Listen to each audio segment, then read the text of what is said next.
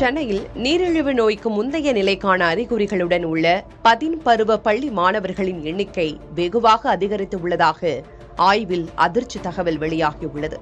8 மணி நேர பட்டினிக்கு பிந்தைய இரத்த சர்க்கரையின் அளவு சிறுவர்களில் 17 ஆண்டுகளுக்கு முன் 3.1 விழுக்காடு மட்டுமே இருந்த நிலையில் தற்போது அது 28.1 விழுக்காடாக அதிகரித்து உள்ளது.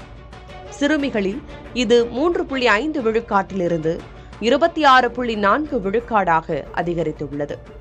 12 முதல் 19 வயது வரை உள்ள சுமார் 1000 பள்ளி மாணவர்களிடம் கடந்த 2006இல் ஆய்வு நடத்தப்பட்ட நிலையில் அதுபோன்ற ஆய்வு தற்போதும் நடத்தப்பட்டுள்ளது.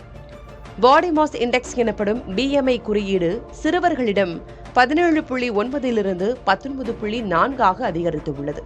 சிறுமிகளிடம் 19.7 20.6 அதிகரித்துள்ளது.